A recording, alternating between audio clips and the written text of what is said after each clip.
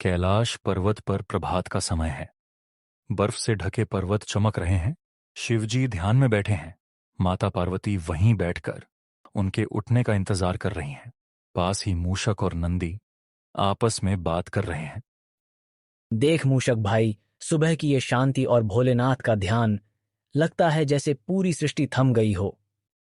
हाँ नंदी भैया, पर यह शांति ज्यादा देर नहीं टिकती। गणेश जी और कार्तिकेय जी एक बार खेलने लगे तो पूरा कैलाश गूंज उठता है।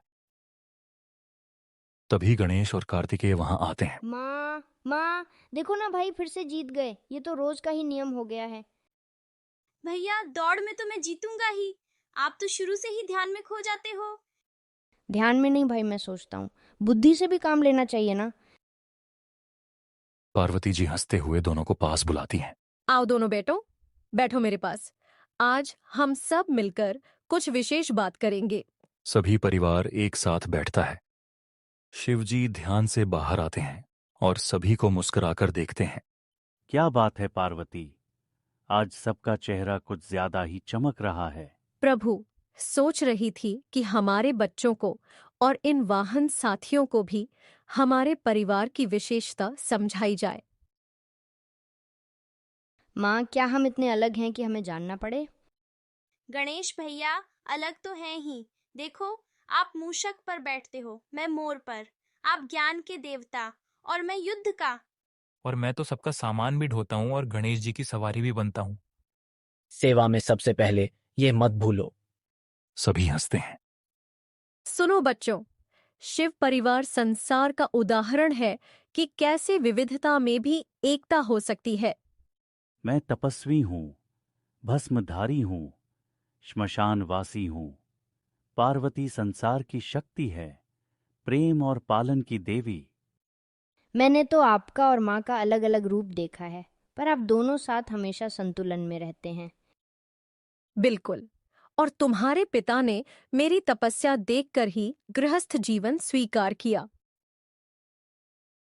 पिताजी, क्या आपको परिवार बसाने का मन नहीं था?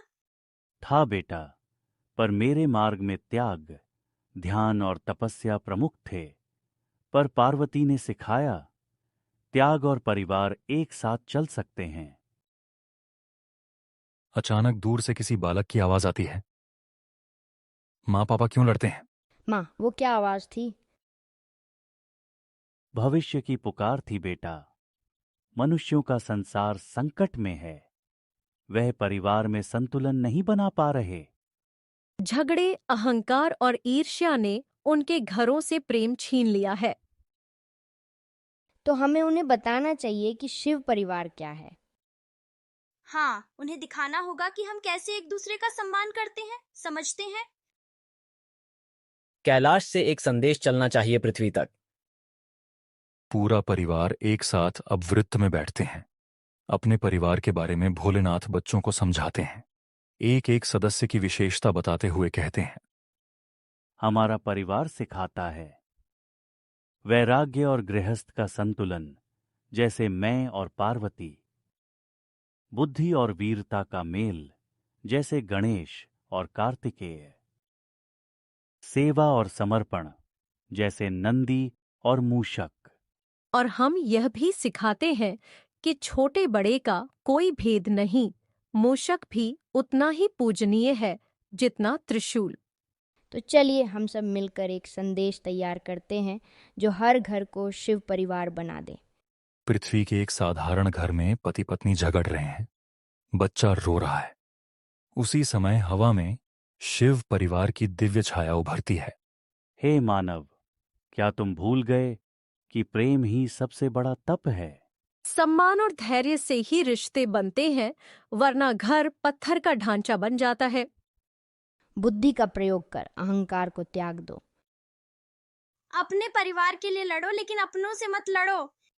पति पत्नी एक दूसरे को देखते हैं। उनकी आंखों में पश्चाताप नजर आता है। वो अब यह तय करते हैं कि अब हम आपस में एक दूसरे से कभी नहीं झगड़ेंगे, बल्कि एक दूसरे के लिए झगड़ेंगे। वापस कैलाश पर सभी शांत और संतुष्ट बैठे हैं। पिताजी, आज आपने और माँ ने मुझे सिखाया कि परिवार का अर्थ केवल साथ रहना नहीं, एक दूसरे को समझना और निभाना है। और मैंने जाना कि युद्ध केवल बाहरी नहीं होते, भीतर के अहंकार से भी लड़ना पड़ता है। और सेवा सबसे बड़ा धर्म है। छोटा हूं पर मेरे बिना कोई काम नहीं चलता। हर घर तब तक अधूरा है जब तक उसमें स्नेह, सेवा, त्याग और समझ न हो। शिव परिवार केवल कैलाश पर नहीं रहता, वह हर उस हृदय में बसता है जहां शांति, प्रेम और एकता हो। हर हर महादेव, माता पार्वती की जय। हर हर महादेव, माता पार्वती की जय। हर हर हर महादेव, माता पार्वती की जय। शिव परिवार कोई कल्पना नहीं, वह हर उस परिवार की प्रेरणा है जो एक दूसरे को स्वीकार कर सच्चे प्रेम और समझ के साथ जीता है। हर हर महादेव,